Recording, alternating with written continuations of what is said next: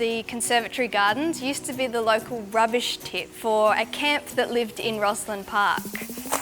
The world has changed a lot since then, right? And now it's full of colour, with 50,000 tulips in Bendigo. G'day guys, I'm Michael from the Parks and Open Space team. I'm going to show you around Rosalind Park and take you through our tulip displays and talk a little bit about why we do things and how we do things around here. Our tulip display started in 2003. The town of Bendigo was going through a drought. Tulips are perfect because they like a really dry, arid climate, and they became the most cost-effective way with water management that we could still have a September spring sunshine for everyone who wanted to enjoy our gardens. Every year we aim to have our tulips bloom in the September spring holidays. They only shoot once, so we only have one go at it and we won't get another flower out of our designs. In March, our team of 4 gardeners sit down and design our displays. Each gardener is given a specific area and they're tasked with bringing as much colour as possible to each bed in a specific pattern. We order about 40 to 50,000 bulbs from a place in Dandenong, but they were actually grown in Tasmania as it is a perfect cold climate for them. When you bring your family to Bendigo, the best places to find them are in this main Conservatory Gardens.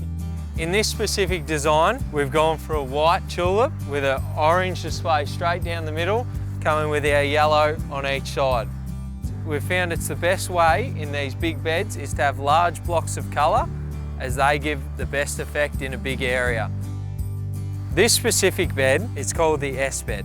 We've gone for what we call a colour fade, so we've aimed to go from a strong red down to a red and yellow, finishing up with our nice bright yellow. In this display, we've gone for our bright pink Rosalind tulips, and then next to them, or underneath them, we have our annual pansies.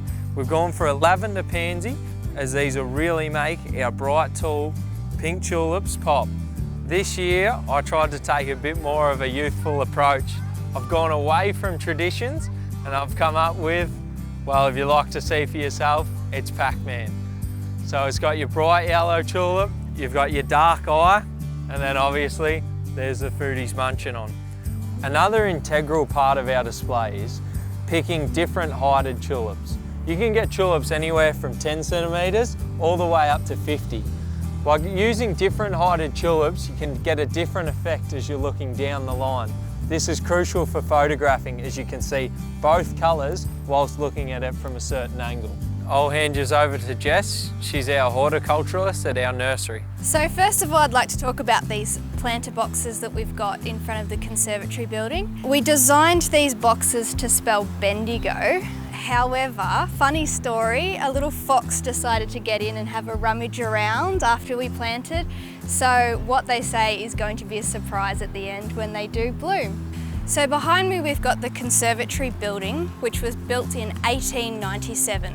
That makes it 123 years old and the only existing 19th century conservatory in Victoria.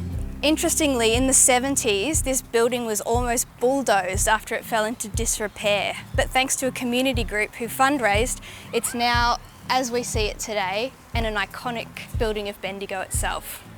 In here we have a transition of displays. We had our winter forest display, which is phasing out to bring in our spring bloom display, which is full of loads of colour.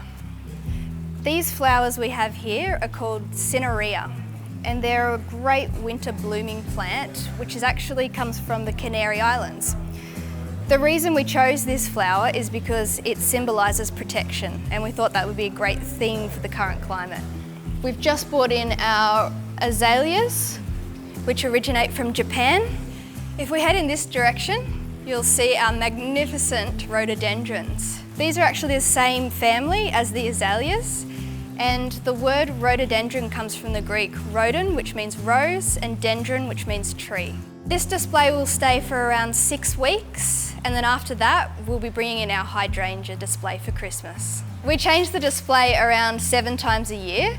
This year our most popular display was our chrysanthemum display, which coincides with Mother's Day. If you happen to miss our chrysanthemum display, you can check it out on the Explore Bendigo Facebook page. Our display at Civic Gardens, which is across from Pall Mall in the middle of town, is done by our other two gardeners. They've gone for a native Turkish tulip that's still original. So if you go there, you'll see something that doesn't quite have the thick stem that we have. If you go to the centre, you'll see more that they have runners and they'll go along the ground and they'll shoot a different tulip. Definitely worth a look in my opinion. We've also got at the south end of Rosalind Park a much larger area, and it's called the Queen's Gardens. By far our most iconic gardens, as we're just across from the Alexandra Fountain, smack bang in the middle of Bendigo. Our centrepiece of our Queen's Gardens is our lovely lady, Queen Victoria. This statue was founded in 1903, 2 years after her death. Around it is a 5-star hedge. We've got our white fringed parrot tulip, and here we've got our orange balloon tulip. This year was a test, this one. It's a new variety, and we're just thinking that it might just be our best. This is our Pall Mall bed. It has got white Dianthus annual around the outside, coming into a white and red Armani tulip, and in the middle we've planted Lanka tulip circles. To finish off, we've got our most impactful bed. It's our teardrop bed.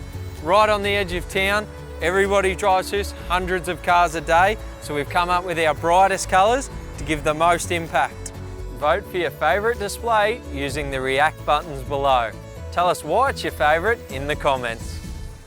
We have a tulip dig at the end of the year. This is usually around Melbourne Cup Week, so the first week of November. During this dig, you'll pay your money, you'll get given a bag, and you'll get about 20 to 25 tulips, I would imagine. You can then take these home, clean them up and grow them in your garden. Right now with COVID, we're just waiting to see how restrictions are going to play out as to if we'll be able to get the same crowds that we usually do in. So just follow our council website, Explore Bendigo, the Facebook page, all of that for more updates, and we'll see if we can get a tulip dig going. So when you get yours, after you come to our tulip dig, you'll wash them, you'll snip the top off, and you'll put them in a bag in a nice cool area as they don't love the heat. My best tips for you to get a display like us is plant them at the end of June like we do. Wait until you've got your really heavy blanketed frosts. Plant them about 50 to 100 mil deep. You'll also want to place them in an area that's well drained and it has full sun, as tulips don't really like wet feet and that you need the warmth of the soil to bring them out. That's why they'll flower in spring. Once putting in your tulips, you do not need to water them. They will, in the climate of Bendigo, we get enough rainfall that they'll be fine.